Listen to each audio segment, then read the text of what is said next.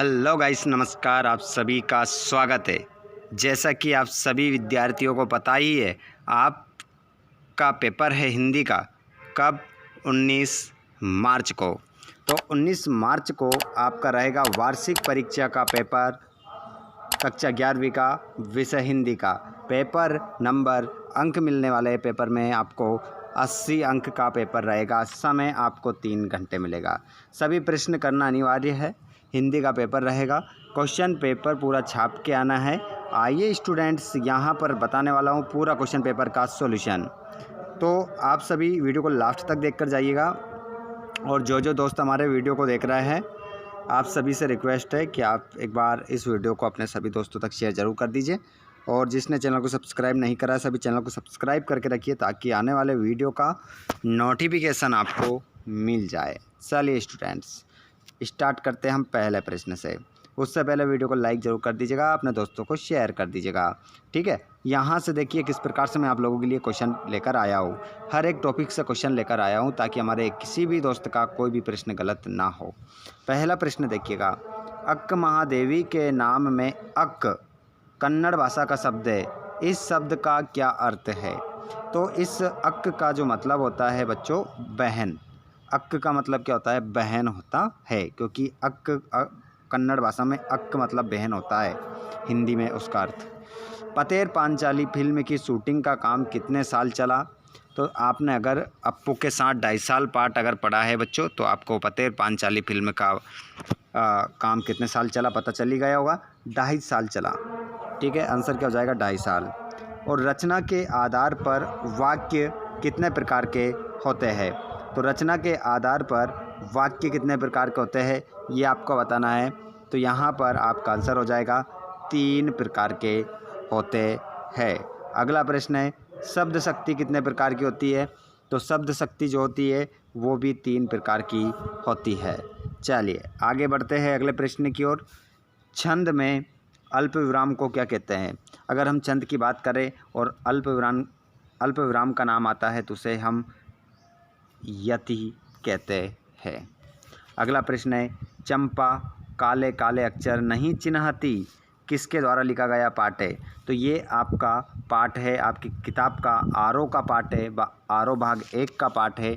ये पाठ लिखने वाले जो व्यक्ति हैं उनका नाम है कवि त्रिलोचन ने इस पाठ को लिखा है। चलिए अगले प्रश्न को हम देखेंगे। उससे पहले देखता हूँ हमारे कितने बच्चे इस क्लास में जुड़ चुके हैं, लेकिन कमेंट एक भी नहीं कर रहा है।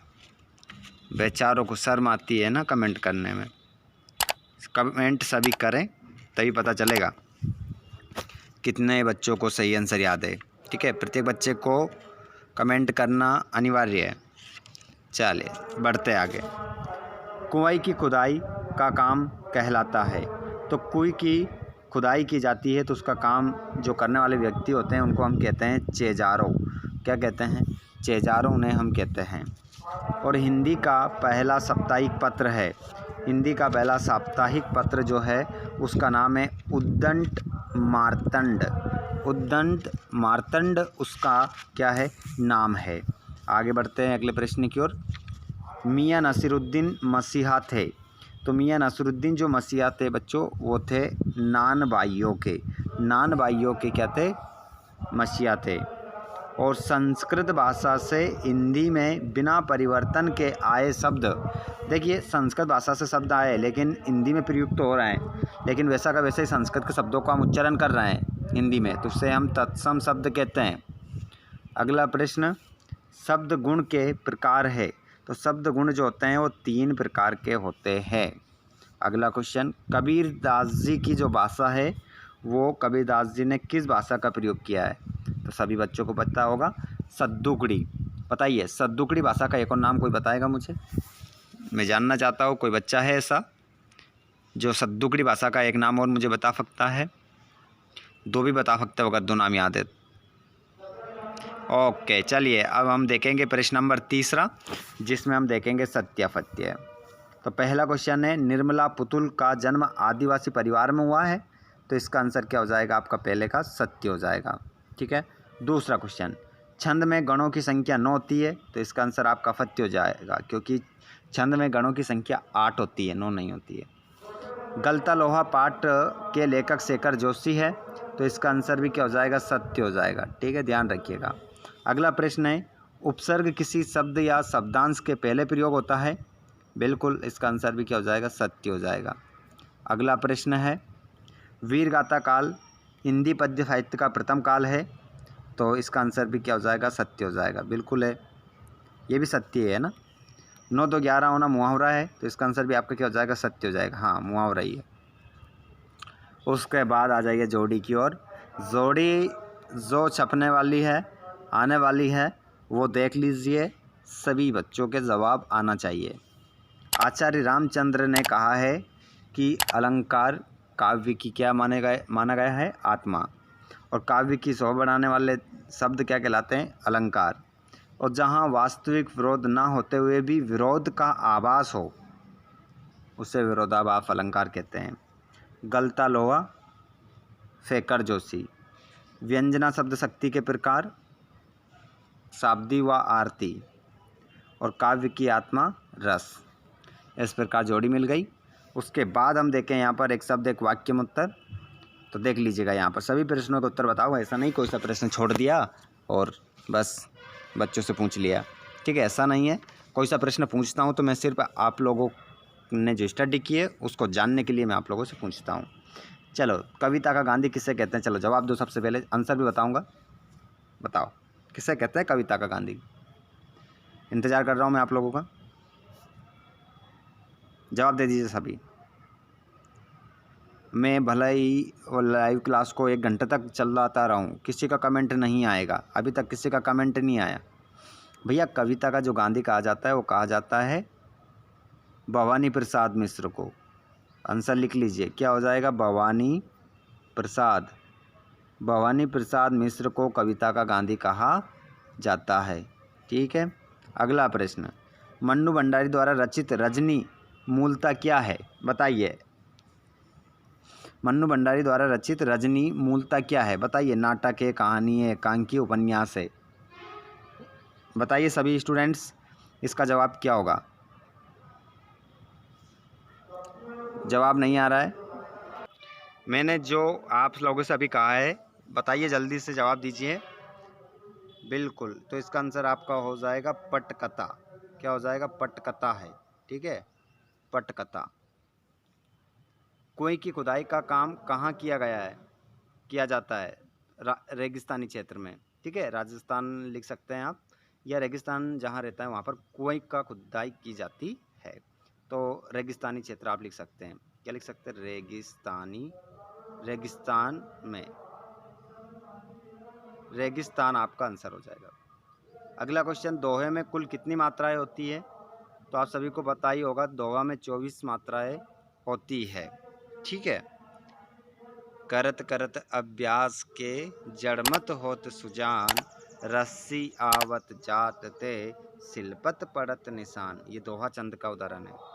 मीरा ने अपना आराध्य किसे माना है, सभी को पता है, श्री कृष्ण को माना है। श्री कृष्ण आपका उत्तर हो जाएगा।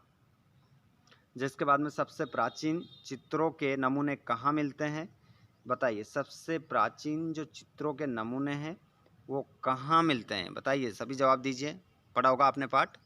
अब एक प्रश्न का जवाब आप सभी मुझे बताएंगे, सबसे प्राचीन चित्रों के नमूने कहाँ मिलते हैं, इसका जवाब आप मुझे सभी लोग बताएंगे। ठीक है, हमारे सभी भाई, हमारी सभी जो बहनें जुड़ रही हैं वो सभी इसका जवाब देंगी। और रसराज की उपाधि किस रस को प्राप्त है, तो इसमें आंसर हो जाएगा श्रृंगार। श्रृंगार आपका आंसर रहेगा, श्रृंगार। ठीक है, श्रृंगार आंसर आपका इसमें रहेगा। रस राज की उपाधि श्रृंगार रस को दी गई है। क्वेश्चन नंबर 6 का जवाब जल्दी आना चाहिए। ठीक है, नहीं बता पाओगे मैं आंसर आपको दूंगा। अगला प्रश्न है आप लोगों का, निर्गुण भक्ति धारा की 2 विशेषताएं, नई कविता की 2 विशेषताएं। क्वेश्चन यही पढ़ना है, इनके अलावा कोई सा नहीं पढ़ना है। ठीक है, दोहा चंद की परिभाषा उदाहरण सहित, हास्य रस की परिभाषा उदाहरण सहित देख लीजिए। पूरा क्वेश्चन पेपर है। शब्द शक्ति किसे कहते हैं, आधुनिक काल मतलब नई कविता वाला। ठीक है, मतलब आधुनिक काल मतलब जो और 1900 से आज तक जो माना जाता है आधुनिक काल, ठीक है, उसकी विशेषता बतानी है। जिसके बाद में आप देख सकते हैं, भारत की चर्चा नेहरू जी कब और किससे करते थे, बताइए। विज्ञापन लेखन में किन बातों का ध्यान रखना आवश्यक हो जाता है। भाव विस्तार किसे कहते हैं, उदाहरण सहित समझाइए। आगे भी देख सकते हैं, तकनीकी शब्द से क्या तात्पर्य है। तकनीकी शब्द जो दूसरी भाषा से आए हुए शब्द रहते हैं, ठीक है, उससे हम क्या कहते हैं, दूसरी भाषाओं से मतलब कहने का मतलब ये किसी विषय से संबंधित, जैसे विज्ञान से संबंधित हैं, है ना, या केमिस्ट्री से संबंधित है, या भौतिकी से संबंधित है, ठीक है, इंग्लिश से संबंधित शब्द हैं, ये सब तकनीकी शब्द कहलाते हैं। जिसके बाद में आगे देख सकते हैं आप, पूरा क्वेश्चन पेपर है ये। इस क्वेश्चन पेपर को ध्यानपूर्वक पूरा लगा लीजिएगा, नहीं तो फिर बाद में चिल्ला चोट करोगे, कुछ नहीं आया कुछ नहीं आया। पढ़ लीजिए अच्छे से। मनुष्य के लिए जीवन उत्सव कब बनता है, तो इसका मतलब इसका आंसर कहाँ मिलेगा आपको, इसी में मिल जाएगा, ठीक है। जो लोग हर क्षण उत्साह की तरंग में रहते हैं, उनके जीवन जीने की शैली मनोरम होती है। जो जीवन के हर खतरे को चुनौती समझ लेते हैं, उनका जीवन उत्सव बन जैसा बन जाता है। देखिए ये आंसर मिल गया। इसका शीर्षक क्या है, जीवन में हमेशा साहस, हिम्मत और उत्साह होना चाहिए, ये इसका अर्थ हो जाएगा। जीवन का क्या अर्थ है, तो यहाँ पर लिख सकते हैं, जीवन का अर्थ है जोश, उत्साह, साहस, हिम्मत और जिंदा दिली, ये अर्थ हो गया, ठीक है। सभी क्वेश्चन मिल जाएंगे आपको, इतने तो समझदार है, 11वीं क्लास में हैं आप लोग। क्वेश्चन नंबर 20 देख सकते हैं, संदर्भ प्रसंग करना है। हम तो एक एक करी जाना, दो ही कहे तिन्ही को, दो जग जिन नाहिन पहचाना, एक पवन एक ही पानी, एक ज्योति समाना। तो आप देख सकते हैं यहाँ पर पूरा क्वेश्चन पेपर है ये। स्टूडेंट्स इस क्वेश्चन पेपर को अच्छे से सोल्व कर लीजिए।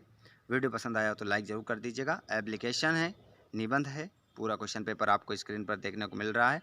अच्छे से पढ़ लीजिए, अच्छे से लगा लीजिए, ताकि आप लोग इसी प्रकार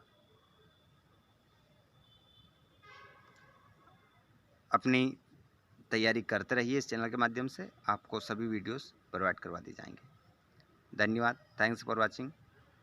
जय हिंद, वंदे मातरम।